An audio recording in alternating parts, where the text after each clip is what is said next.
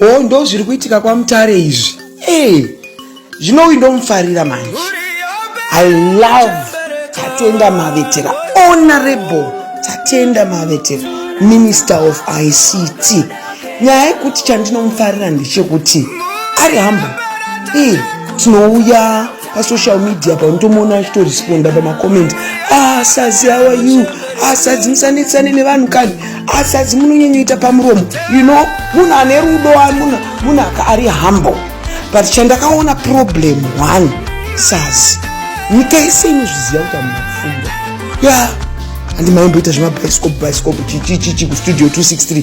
Nyika yese inozviziva kuti brain hamuna chirimo. So munobva mazonyanya Sazi kuonererwa pakazara vanhu. Musangano wezano PFL ndo kutotanga kutodona izvozvi, beginning of kudona. Makaitirwa nyasha. Mune ukama naEmmerson Mnangagwa naMai Mnangagwa. Ndosaka makapiwa chigaro chenyu. Mune ukama na president nomukadzi wavo. Maiswa minister. Asi kutochikoka kwakakosha. Nekuti muri kuzviziva kuti position yamuri dai Mugabe ari mupenyu. Mairamba mushingo yekuita mabhaisikopu. Because mazuva Mugabe kupindwa nemakafunda mwe anazvobho akafunda ezvinomakwa masabhei kangajangoda vana wiki wambomupinda mazuva Mugabe kwaiyera kuri. Saka imi maitirwa nyasha mapinda nguva yaMnangagwa. Musaonererwa ndakakunzwa muchidedzera geza inodedzerwa nesu isisiri politics. Vanhu vakandituka nhasi kuti Queen mataurire zvageza, mangwana vanenge vandiregerera because vanoziva kuti handisi munhu wepolitics. But imini hamufani muri kuonererwa too much Sazi. Bwakandirai nguo Z kuzano PF uko. Zvinochiona frakazi dzabuda. Udokita wenyu makaitirwa nemunhu. Ifrakazi iyoyo. Zvikutoreva kuti MSU must denounce that PhD. It must, because that is a academic scandal. Yepamusoro. Andimakaona mazuva aGrace Mugabe. Pakafa Bob. Doctorate ya Grace PhD. You can't bear this one. Kanza hakuna kusi vanaiziva kuti kuita kwakaita mai Nengava, Mai Mugabe udokita ndewe fecha. Academic scandal. Mukunyanyofarisa Sazi. Chikoka Tatenda Mavetera ndapota zvangu.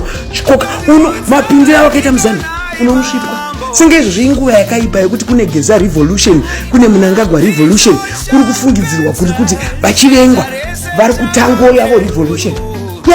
Saka Chikoka Sazi, I love you. Unfortunately this one I love. Ndototaura nerudo, ndomuda zvisingaiti Tatenda Mavetera. You must not be even minister kana secretary kana kutokoroba ku state house amuna qualification iyoyo, asi minister apinda nenyasha. I hope Sazi muno dzosera imapepai. You are not supposed to be doctor. Amuna kufunda ini. Amumire pachinomira iso amuna kufunda. Asika amuna kubhadharira vanhu vakakuitira. Dai makangozvipa kana 4,000 mozvisainisa zvima non-disclosure agreement. Ndo panengadai hamuna maadvisor. Make me one of your advisors next time. Vanhu vanenge vakunyorerai madegree ava vanoda kusainwa inonzi NDA, non-disclosure agreement, yekungoti akangozvoda kuti ufu anoenda kuchini. My advice, please dzoserai denounce zvatobuda pachendo kukungonzwa vanhu. Kwaita Mutare Queen, kwaita Mutandakati kwabuda chi? Kwabuda gold. Izvo ndimi ningisazi. I love you. Ndatirega nditaure chokwadi ndiri. So that nyika yese munoziva kuti ndikataura fana ichataura. Ndinoziva. Ndini homwe the biggest socialite in Zimbabwe. Ndikataura ina hapana ichataura. Saka ndatirega ndikuudze chokwadi chaicho. Kuti umwe makamupinda nenyasha. You are not supposed to be there, but that being said, you are the minister. Chigadzirisai uya kufumura iyoyo kana paine NDA inonzi non-disclosure agreement yamakamuta asaini ngaende kujeri. Kana ngaite kana tsaona ngaangotsakatika ndo zvinhu zvamukadai muchi. I must be your advisor. Ndiri advisor yenyu kuti kwangobuda something munhu anguti ndatsakatiki kangoita nzaita accident iye aenda nezveusiku